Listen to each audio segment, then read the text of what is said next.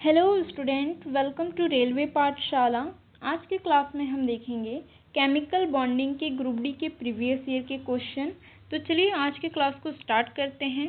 Question start करने से पहले एक बार केमिकल बॉन्डिंग के बेसिक्स देख लेते हैं कि केमिकल बॉन्डिंग क्या होता है और ये क्यों आपस में बॉन्ड बनाते हैं, सहसंयोजक बंध क्या होता है, आयनिक बंध क्या होता है। एक बार बेसिक कर लेते हैं, उसके बाद क्वेश्चन करने में आसानी होगी। ठीक है, तो सबसे पहले बात कर लेते हैं रासायनिक बंधन क्या है, केमिकल बॉन्ड क्या है। जब दो या अधिक परमाणु आपस में जुड़कर स्थायी अणु या यौगिक बनाते हैं तो उनके बीच जो बल कार्य करता है उसे ही क्या बोलते हैं, रासायनिक बंधन या केमिकल बॉन्ड कहते हैं। ठीक है, अब ये जो परमाणु हैं एक या एक से अधिक भी हो सकते हैं, ये परमाणु आपस में बंध क्यों बनाते हैं। प्रत्येक परमाणु अपनी बाहरी परत में 8 इलेक्ट्रॉन यानी ऑक्टेट प्राप्त करना चाहते हैं, ऑस्टक नियम का पालन करना चाहते हैं, इसीलिए ये आपस में बंध बनाते हैं। ठीक है, अब ये अष्टक नियम क्या है, ऑक्टेट नियम क्या है, इसका जो प्रस्तावक है वो कौन है, लुईस और कौशल। ऑक्टेट नियम को किसने प्रस्तावित किया था, लुईस ने और कौशल ने। परमाणु स्थायित्व प्राप्त करने के लिए अपनी संयोजक परत में 8 इलेक्ट्रॉन प्राप्त करता है या खोता है या साझा करते हैं। ठीक है, या तो किसी से, जैसे अष्टक अपना हर परमाणु चाहता है कि वो अपना अष्टक पूर्ण करे। ठीक है, या तो वो अपना इलेक्ट्रॉन देकर दूसरे का अष्टक पूर्ण करेगा, अपना इलेक्ट्रॉन खो देगा, या तो किसी से इलेक्ट्रॉन लेकर अपना अष्टक पूर्ण करेगा। ठीक है, अष्टक नियम क्या होता है, 2, 8, 10 इस क्रम में जब इलेक्ट्रॉन भरे जाते हैं तो इस रूल को क्या बोलते हैं, अष्टक नियम। ठीक है, तो हर परमाणु क्या चाहेगा कि उसका अष्टक पूर्ण हो और वो एक अक्रिय परमाणु बने।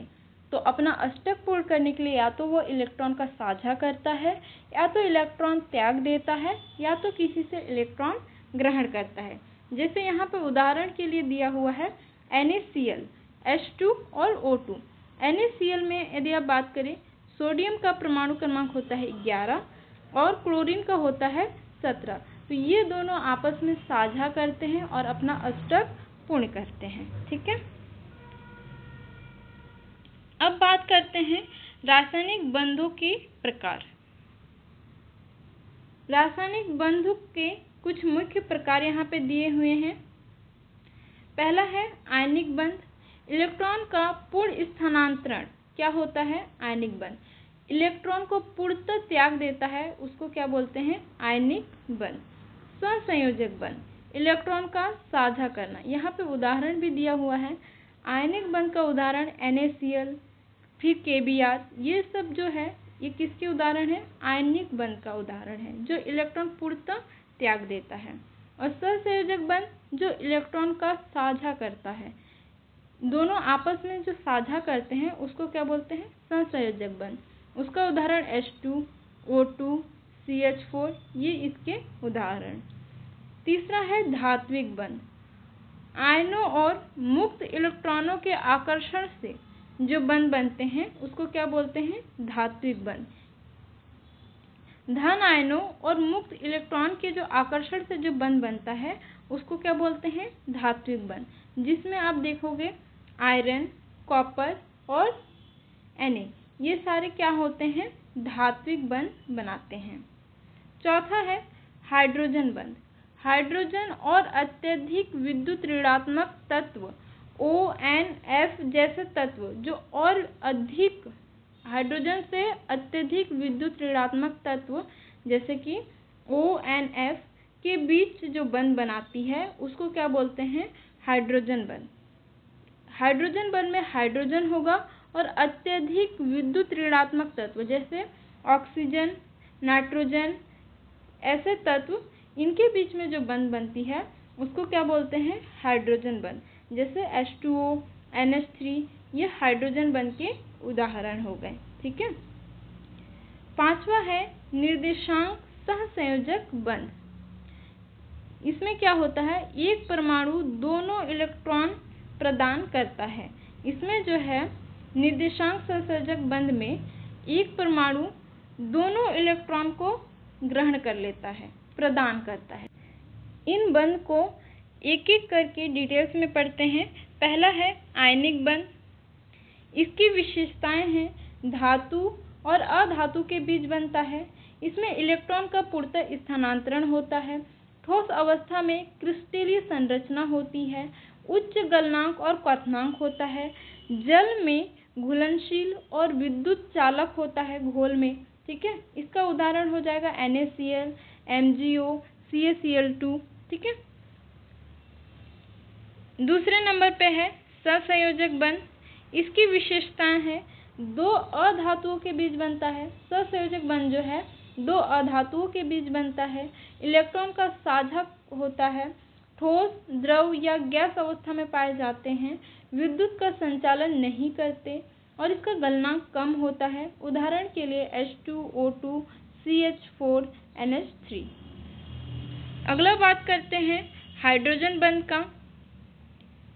हाइड्रोजन बंध जब किसी अणु में हाइड्रोजन परमाणु सीधे उच्च विद्युत ऋणात्मक तत्व जैसे ऑक्सीजन, नाइट्रोजन, फ्लोरीन से जुड़ा होता है तो वह पास के दूसरे अणु के विद्युत ऋणात्मक परमाणु से आकर्षित होता है। ऐसे बंध को क्या बोलते हैं, हाइड्रोजन बंध। इसके दो प्रकार है, अणु अंतर हाइड्रोजन बंध। ठीक है, इसका उदाहरण है H2OHF। और दूसरा है अणु अंतर्गत, जिसमें इसका उदाहरण हो जाएगा N-नाइट्रोफिनॉल। और इसका इम्पोर्टेंस है पानी का उच्च क्वथनांक, DNA की स्थिरता, प्रोटीन संरचना, ये इसके इम्पोर्टेंट है। ठीक है। अगला बात कर लेते हैं निर्देशांक सहसंयोजक बंध। ऐसे बंध जिसमें बंध बनाने के लिए आवश्यक दोनों इलेक्ट्रॉन एक ही परमाणु में आ जाते हैं तो ऐसे बंध को क्या बोलते हैं, निर्देशांक सहसंयोजक बंध। उदाहरण के लिए हो जाएगा NH4 प्लस आयन, CO। दूसरा है H3O प्लस आयन। ठीक है। अब बात करते हैं धात्विक बंध का। इसका सिद्धांत इलेक्ट्रॉन सी मॉडल इसका सिद्धांत है। धातुओं में मुक्त इलेक्ट्रॉन धन आयनों के चारों ओर समुद्र की तरह होते हैं जो धातु को विद्युत चालकता, तन्यता और चमक आदि गुण देते हैं। इसीलिए इस बॉन्ड को क्या बोला गया है, इस सिद्धांत को क्या बोला गया है, इलेक्ट्रॉन सी मॉडल। ठीक है। ये धातुओं में मुक्त इलेक्ट्रॉन धनायनों के चारों ओर समुद्र की तरह होते हैं जो धातुओं को विद्युत चालकता, तन्यता और चमक आदि गुण देते हैं। अब आगे बात कर लेते हैं बंध की शक्ति और बंध क्रम की। बंध क्रम होता है 1/2 into bonding electron minus anti bonding electron. उदाहरण के लिए O2 का बंध क्रम हो जाएगा 2, N2 का बंध क्रम हो जाएगा 3, O2 का बंध क्रम हो जाए O2 माइनस का बंध क्रम हो जाएगा 1.5, O2 2 माइनस का बंध क्रम हो जाएगा 1। ठीक है, ये इसके कुछ उदाहरण हैं, आप इसको याद कर लीजिएगा। अब बात कर लेते हैं हाइब्रिडीकरण। जब किसी परमाणु की दो या अधिक कक्षाएं मिलकर समान ऊर्जा वाली नई कक्षाएं बनाती हैं तो उसे हाइब्रिडीकरण कहते हैं। जब किसी परमाणु की दो या अधिक कक्षाएं मिलकर समान ऊर्जा वाली नई कक्षाएं बनाती हैं तो उसे क्या कहते हैं, हाइब्रिडीकरण कहते हैं। हाइब्रिडीकरण sp हो सकती है, sp2 हो सकती है, sp3 हो सकती है, sp3d हो सकती है, sp3d2 हो सकती है। sp जो होगा वो रेखिक होगा, 180 डिग्री पर होगा। इसका उदाहरण हो जाएगा BeCl2, CO2। sp2 जो है त्रिकोणीय समतल होता है, इसका कोण हो जाएगा 120 डिग्री पे ये sp2 बनती है। इसका उदाहरण हो जाएगा BF3। sp3 जो हाइब्रिडाइजेशन होता है वो चतुष्फलकीय होती है, इसका बंध कोड हो जाएगा 109.5 कला। इसका उदाहरण हो जाएगा CH4NH3H2O। CH4NH3H2O इसमें sp3 संकरण पाया जाता है, ठीक है। और sp3d संकरण त्रिकोणीय और द्विपिरामिडीय होती है, जिसमें 120 या 90 डिग्री हाइब्रिडाइजेशन कोण बनता है। इसका उदाहरण हो जाएगा PCl5 और XeF2। और तीसरा जो है sp3d2 संकरण, ये वर्गाकार और समतल होता है, 90 डिग्री इसका कोण बनता है। इसका उदाहरण हो जाएगा SF6 और XeF4, ठीक है। ये इसके कुछ उदाहरण हैं, ये आपको याद कर लेना है, ठीक है। इसमें से डायरेक्ट क्वेश्चन बन सकते हैं, ठीक है। और ये तो आप याद कर ही लीजिएगा कि sp कैसा होता है, रेखिक होता है। sp2 संकरण कैसा होता है, त्रिकोणीय समतल होता है। sp3 संकरण कैसा होता है, चतुष्फलकीय होता है।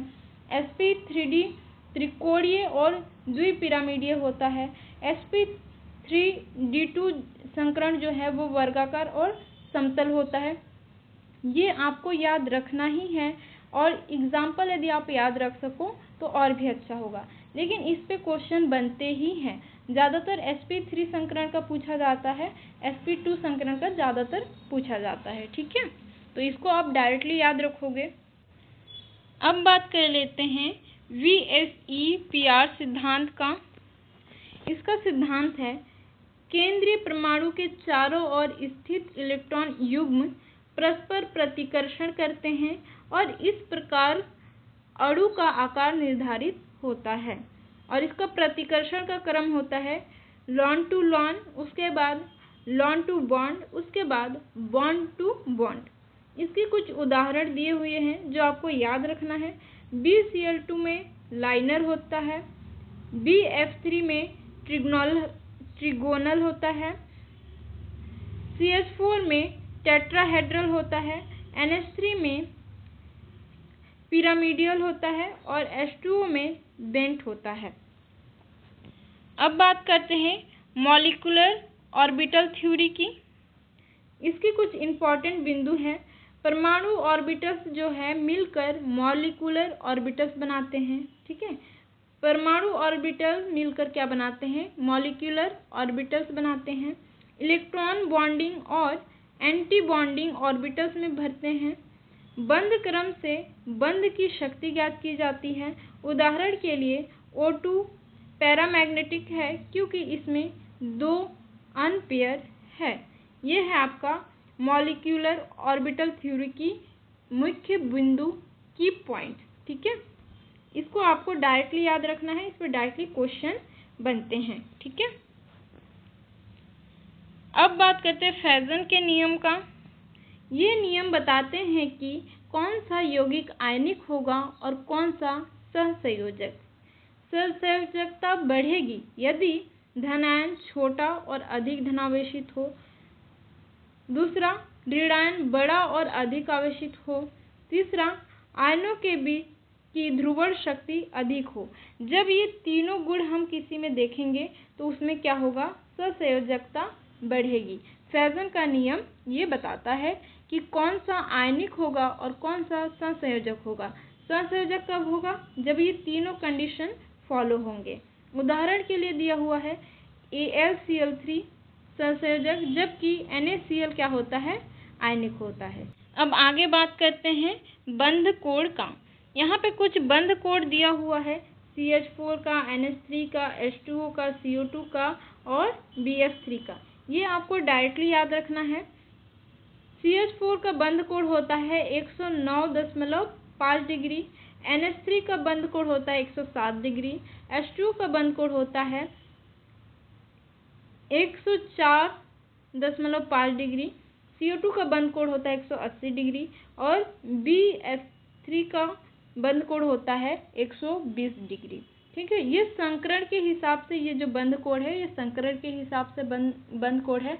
तो आप पहले ये याद कर लेना कि sp में कौन सा बंध कोण कितना होता है, sp3 में कितना होता है।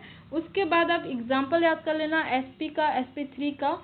तो जैसे एग्जाम में पूछेगा तो आप वहाँ से डायरेक्ट टिक कर सकते हो। लेकिन आप CH4 का अलग से बंद कोड याद करोगे तो ऐसे में आपको बहुत कन्फ्यूज़न हो जाएगी। तो सबसे पहले आपको sp3 मान लीजिए, ये एग्जांपल दे रही हूँ, sp3 में कौन सा बंद कोड होता है आपको ये याद रखना है। फिर sp3 के एग्जांपल कौन कौन से हैं ये आपको याद करना है, फिर आपको एग्जाम में कन्फ्यूज़न नहीं होगी। अब बात कर लेते हैं बंध की लंबाई। दो जुड़े परमाणुओं के बीच की औसत दूरी क्या कहलाती है? बंध की लंबाई, बॉन्ड लेंथ। ठीक है, इसका क्रम होता है, सबसे छोटा होता है त्रिबंध, उसके बाद द्विबंध, उसके बाद एकल बंध। एकल बंध सबसे बड़ा होता है। ठीक है, उदाहरण C और C के बीच में यदि ट्रिपल बॉन्ड है तो सबसे छोटा, डबल बॉन्ड उससे बड़ा, और सबसे लंबा होता है सिंगल बॉन्ड C। ठीक है, अब आगे बात कर लेते हैं। ये कुछ एग्जाम के लिए इम्पोर्टेंट कुछ पॉइंट्स है। सबसे अधिक विद्युत ऋणात्मक तत्व कौन सा होता है? फ्लोरीन 4.0। सबसे कम विद्युत ऋणात्मक तत्व होता है कैल्शियम 0.7। और NH4+ आयन में 4 सिग्मा बंध होते हैं। O2 में पैरामैग्नेटिक और N2 में डायामैग्नेटिक होता है। CO2 रैखिक, NH3 पिरामिडीय और H2 वक्र और वेंट होता है। ये कुछ समरी मैं निकाली हूँ, जो थ्योरी में लेके आई हूँ उसमें का ये समरी है। ठीक है, ये एग्ज़ाम में पूछा गया है, ये की पॉइंट है जो एग्ज़ाम में कई बार पूछा गया है, हर शिफ्ट में ये पूछे जाते हैं। तो इनको आपको डायरेक्टली याद रखना है। ठीक है, एकदम रट लेना है इन चीज़ों को। ठीक है, अब हम लोग क्वेश्चन कर सकते हैं। अब हम लोग क्वेश्चन के लिए रेडी है, तो चलिए क्वेश्चन कर लेते हैं। पहला क्वेश्चन है, आयनिक बंध बनने की सर्वाधिक संभावना किन तत्वों के बीच होती है? ऑप्शन ए धातु और अधातु के बीच, ऑप्शन बी दो अधातुओं के बीच, ऑप्शन सी दो धातुओं के बीच, ऑप्शन डी समान विद्युत ऋणात्मकता वाले तत्वों के बीच। तो ये अभी हम लोग जस्ट थ्योरी में कंप्लीट किए हैं, तो इसका सही आंसर हो जाएगा ऑप्शन ए धातु और अधातुओं के बीच। आयनिक बंधन में इलेक्ट्रॉन पूर्ण रूप से स्थानांतरित होते हैं। यह प्रायः धातु जो होगा ना वो कम विद्युत ऋणात्मकता होगा, और अधातु जो होगा वो अधिक विद्युत ऋणात्मकता होगा के बीच में बनता है। जैसे उदाहरण के लिए NaCl। ठीक है, अब बढ़ते हैं अगले क्वेश्चन की ओर। Question number 2।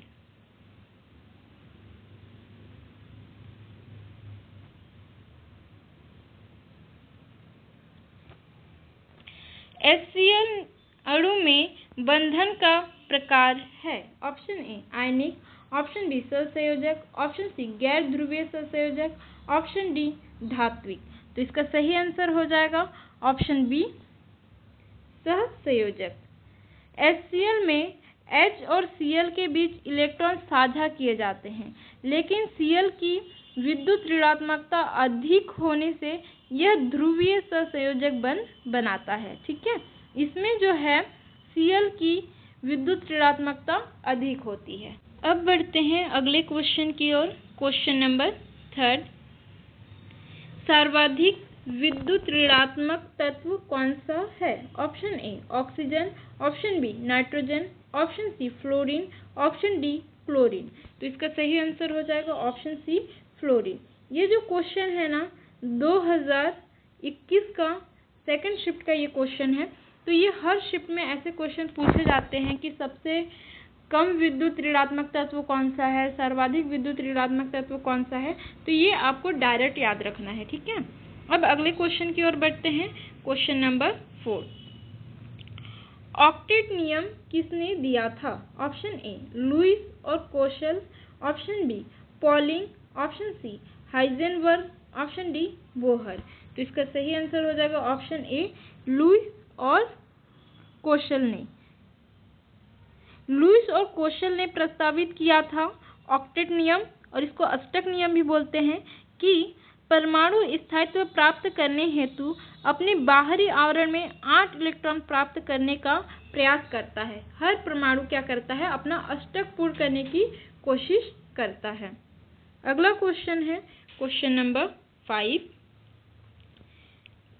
BF3 में बोरान का संयोजक इलेक्ट्रॉन विन्यास क्या है? ऑप्शन ए 8 इलेक्ट्रॉन यानी ऑक्टेट पूर्ण, ऑप्शन बी 6 इलेक्ट्रॉन यानी ऑक्टेट अपूर्ण, option C 10 electron, option D 12 electron. तो इसका सही आंसर हो जाएगा ऑप्शन बी 6 इलेक्ट्रॉन यानी ऑक्टेट अपूर्ण। BF3 में बोरान केवल 6 संयोजक इलेक्ट्रॉन प्राप्त करता है, अतः यह ऑक्टेट अपूर्ण अणु है। अब बढ़ते हैं अगले क्वेश्चन की ओर। Question number 6। निम्नलिखित में से किसमें सहसंयोजक बंधन नहीं है? Option A H2O, option B NH3, option C NaCl, option D CH4। तो इसका सही आंसर हो जाएगा ऑप्शन सी NaCl। NaCl में इलेक्ट्रॉन स्थानांतरण होता है, यह एक आयनिक यौगिक है। ठीक है, और ये जो बाकी एग्जाम्पल हैं यह सहसंयोजक बंधन के एग्जाम्पल्स हैं। अब बढ़ते हैं अगले क्वेश्चन की ओर। Question number 7। सिग्मा और पाई बंधों के बारे में सही कथन है। ऑप्शन ए सिग्मा बंधन पाई से कमजोर होता है, ऑप्शन बी पाई बंधन सिग्मा से मजबूत होता है। ये दोनों तो एक ही बात हो गई। ऑप्शन सी सिग्मा बंधन सिर से सिर यानी ओवरलैपिंग से बनता है, ऑप्शन डी पाई बंधन सिर से सिर यानी ओवरलैपिंग से बनता है। तो इसका सही आंसर हो जाएगा ऑप्शन सी सिग्मा बंधन जो है सिर से सिर यानी ओवरलैपिंग से बनता है। ठीक है, अगला क्वेश्चन है क्वेश्चन नंबर 8।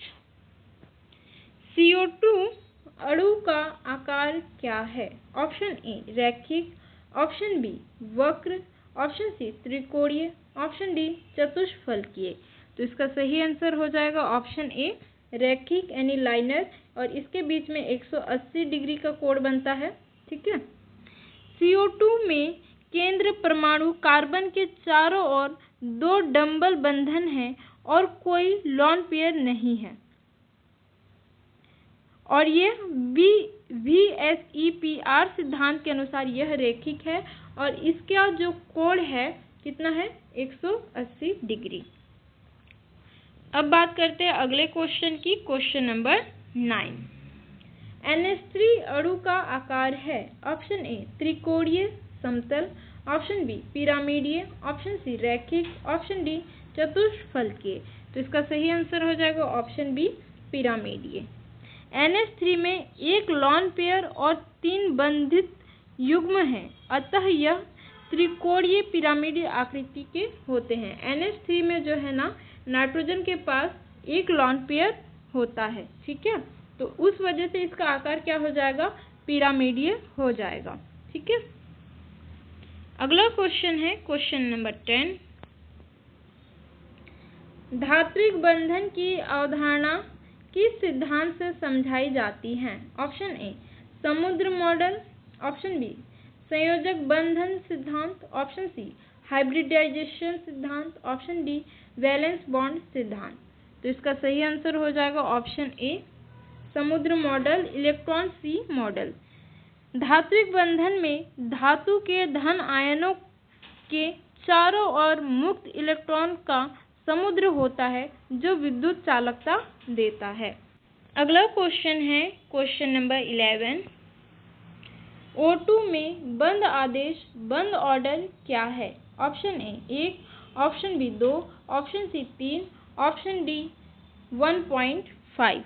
तो इसका सही आंसर हो जाएगा ऑप्शन बी 2। O2 में दोहरे सहसंयोजक बंधन है, इसीलिए इसका बंध क्रम क्या हो जाएगा 2। बंध आदेश को यहाँ पे सही कर लीजिएगा, यहाँ पे बंध क्रम कर लीजिएगा, बंध क्रम या बॉन्ड ऑर्डर। तो O2 का बंध ऑर्डर कितना होता है 2। क्यों? क्योंकि इसमें दोहरे सहसंयोजक बंध होते हैं। ठीक है, अगला क्वेश्चन है क्वेश्चन नंबर 12। निम्न में से किस यौगिक में हाइड्रोजन बंधन पाया जाता है? Option A CH4, option B NH3, option C H2, option D CO2। तो इसका सही आंसर हो जाएगा ऑप्शन बी NH3। NH3 में NH बंधन होता है जहाँ H और उच्च विद्युत ऋणात्मक और N के बीच आकर्षण से हाइड्रोजन बंध बनता है। ये जो H है वो और उच्च विद्युत ऋणात्मकता N के बीच आकर्षण से हाइड्रोजन बंध बनाता है। ठीक है, अगला है क्वेश्चन नंबर 13। NH4+ आयन किस प्रकार के बंधन से बनता है? ऑप्शन ए सहसंयोजक, ऑप्शन बी निर्देशांक, ऑप्शन सी आयनिक, ऑप्शन डी धात्विक। तो इसका सही आंसर हो जाएगा ऑप्शन बी निर्देशांक। NH4+ आयन में एक H+ और NH3 के लोन पेयर से इलेक्ट्रॉन प्राप्त कर जुड़ता है। यह निर्देशांक सहसंयोजक बंधन है। जैसे H+ और NH3 और यहाँ पे क्या है, एक लोन पेयर है। तो ये प्लस और लोन पेयर से इलेक्ट्रॉन प्राप्त कर जुड़ता है। ये लोन पेयर से ये इलेक्ट्रॉन प्राप्त करके जुड़ता है, इसीलिए ये क्या हो गया, निर्देशांक सहसंयोजक बंधन है। अगला क्वेश्चन है क्वेश्चन नंबर 14। F2O2 और N2 में सबसे मजबूत बंधन किसमें होता है? तो इसका सही आंसर हो जाएगा ऑप्शन सी N2 में। N2 में 3 बंध ट्रिपल बॉन्ड होते हैं, अतः इसका बंध क्रम 3 है, यानी बॉन्ड ऑर्डर कितना हो जाएगा, इसका 3 हो जाएगा और यह सबसे मजबूत है। ठीक है, अगला क्वेश्चन है क्वेश्चन नंबर 15। VSEPR सिद्धांत में इलेक्ट्रॉन युग्मों के बीच प्रतिकर्षण का क्रम है। Option A lone to lone, उसके बाद लॉन टू बॉन्ड, उसके बाद बॉन्ड टू बॉन्ड। ऑप्शन दूसरा है बॉन्ड टू बॉन्ड, फिर लॉन टू बॉन्ड, फिर lone to lone. Option C है lone to bond, bond to bond और lone to lone. Option D सभी समान। तो इसका सही आंसर हो जाएगा option A lone to lone, उसके बाद लॉन टू बॉन्ड और उसके बाद बॉन्ड टू बॉन्ड। अगला क्वेश्चन है क्वेश्चन नंबर 16। BeCl2 का आकार क्या है? ऑप्शन ए रेखिक, ऑप्शन बी त्रिकोणीय, ऑप्शन सी चतुष्फलकीय, ऑप्शन डी पिरामिडीय। तो इसका सही आंसर हो जाएगा ऑप्शन ए रेखिक। BeCl2 में केंद्रीय Be के चारों ओर 2 बंध युग्म है, कोई लोन पेयर नहीं है, अतः यह संरचना कैसी होगी, रेखिक संरचना होगी। ठीक है, अगला क्वेश्चन है क्वेश्चन नंबर 17। NO2 में इलेक्ट्रॉन की कुल संख्या विषम होने के कारण यह ऑप्शन ए डायामैग्नेटिक होता है, ऑप्शन बी पैरामैग्नेटिक होता है, ऑप्शन सी आयनिक होता है, ऑप्शन डी एंटी फेरोमैग्नेटिक होता है। तो इसका सही आंसर हो जाएगा ऑप्शन बी पैरामैग्नेटिक होता है। NO2 में एक अनपेयर इलेक्ट्रॉन होता है, इसलिए यह कैसा होता है, पैरामैग्नेटिक होता है। NO2 में एक अनपेयर इलेक्ट्रॉन होता है, मतलब एक अनपेयर मतलब ये तो लोन पेयर हो गया और एक इलेक्ट्रॉन यदि बचा रहता है तो उसको क्या बोलते हैं, अनपेयर इलेक्ट्रॉन। ठीक है, अगला क्वेश्चन है क्वेश्चन नंबर 18। sp3 हाइब्रिडीकरण किस अणु में पाया जाता है? Option A BeCl2, option B BF3, option C CH4, option D CO2। sp3 संकरण किस में पाया जाता है? तो इसका सही आंसर हो जाएगा ऑप्शन सी CH4। CH4 में C के 4 सिग्मा बंध होते हैं जो sp3 हाइब्रिड ऑर्बिटल से बनते हैं और इसकी संरचना कैसी होती है, चतुष्फलकीय संरचना होती है। अगला क्वेश्चन है क्वेश्चन नंबर 19। पानी का कोण HOH कितना होता है, यानी H2O का कोण कितना होता है। Option A 120, option B 104.5 degree, option C 109.5 degree, option D 180 degree. तो इसका सही आंसर हो जाएगा ऑप्शन बी 104.5 डिग्री। H2O में 2 लॉन पेयर होने से बंध कोण घटकर कितना हो जाता है, 104.5 डिग्री हो जाता है। ऑक्सीजन के पास कितना होता है, ऑक्सीजन के पास 2 लॉन पेयर होते हैं, ठीक है। इस कारण से इसका बंध कोण घटकर 104.5 डिग्री हो जाता है, ठीक है। अगला क्वेश्चन है क्वेश्चन नंबर 20।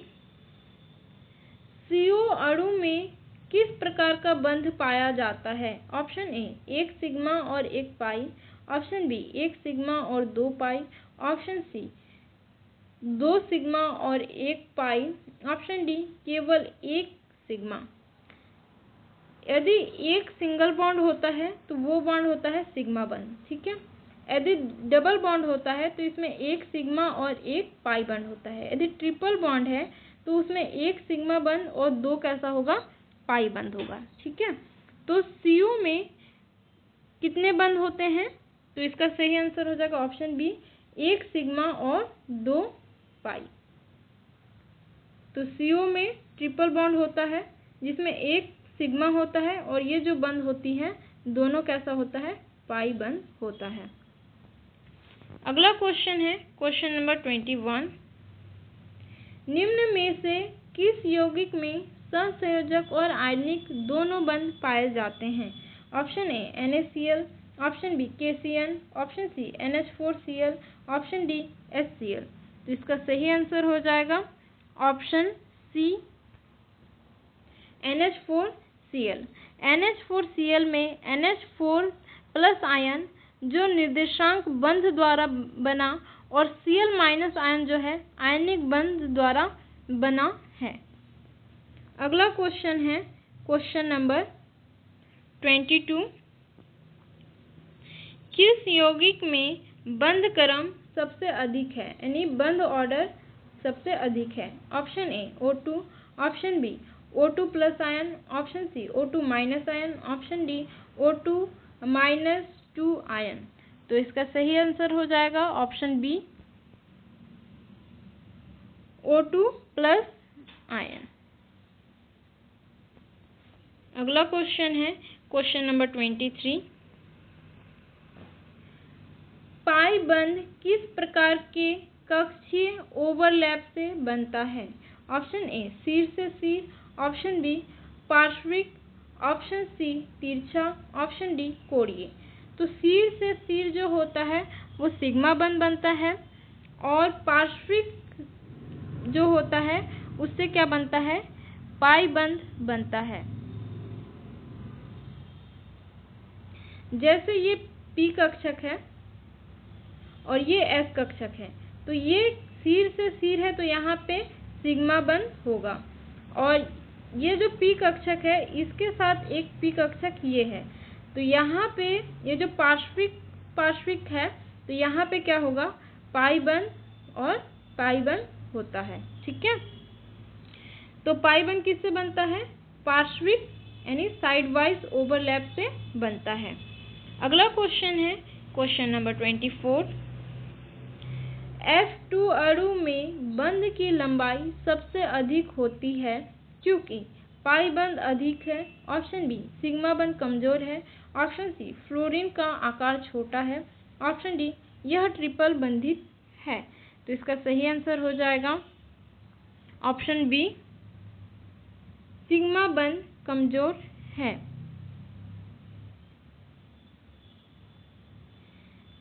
फ्लोरीन में एक सिग्मा बंध होता है जो बहुत कमजोर होता है, अतः बंध लंबाई अधिक होती है। अगला क्वेश्चन है क्वेश्चन नंबर 25। निम्न में से कौन सा अणु रेजोनेंस प्रदर्शित करता है। Option A CO2, option B SO2, option C H2O, option D NH3। तो इसका सही आंसर हो जाएगा ऑप्शन बी SO2। SO2 में दो डबल बंधों के बीच इलेक्ट्रॉन का विस्थापन संभव है। यह अनुनाद यानी रिजोनेंस प्रदर्शित करता है। अगला क्वेश्चन है क्वेश्चन नंबर 26। CO3-2 आयन में कार्बन और ऑक्सीजन बंध क्रम है। कार्बन और ऑक्सीजन के बीच का बंध क्रम यानी बंध ऑर्डर है। Option A 1, option B 1.5, option C 2, option D 3। तो इसका सही आंसर हो जाएगा ऑप्शन बी 1.5। 3 CO बंध है। कार्बन और ऑक्सीजन के बीच में 3 बंध है और कुल 2 पाई इलेक्ट्रॉन युग्म है। औसत बंध क्रम इसका हो जाएगा 1/3 या 1.33। इसका एग्जैक्ट आंसर क्या हो जाएगा? एग्जैक्ट यदि यहाँ ऑप्शन में 1.33 दिया होता तो इसका सही आंसर हो जाता 1.33। अगला क्वेश्चन है क्वेश्चन नंबर 27। N2 का बंध क्रम है। Option A 1, option B 2, option C 3, option D 4। तो इसका सही आंसर हो जाएगा ऑप्शन सी 3।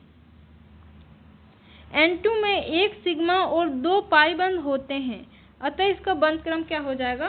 3। अगला क्वेश्चन है क्वेश्चन नंबर 28।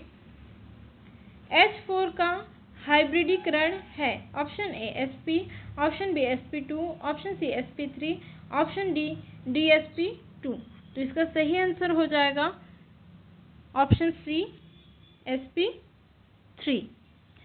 CH4 में 4 सिग्मा बंध होते हैं, अतः C का हाइब्रिडीकरण sp3 होता है। अगला क्वेश्चन है क्वेश्चन नंबर 29। BF3 अणु में बोरॉन का हाइब्रिडीकरण है। Option A sp3, option B sp2, option C sp, option D dsp2। तो इसका सही आंसर हो जाएगा ऑप्शन बी sp2। BF3 में त्रिकोणीय समतल संरचना रखता है, अतः इसका हाइब्रिडीकरण क्या हो जाएगा? sp2। अगला क्वेश्चन है क्वेश्चन नंबर 30। CO2 का हाइब्रिडीकरण क्या है? Option A sp3, option B sp2, option C sp, option D dsp2। तो इसका सही आंसर हो जाएगा ऑप्शन सी sp। CO2 में कार्बन 2 सिग्मा और 2 पाई बंध बनाता है, तो इसका हाइब्रिडीकरण क्या हो जाएगा? sp। तो आज की क्लास को यहीं तक रखते हैं। आशा करते हैं कि आज की क्लास आपको पसंद आई होगी।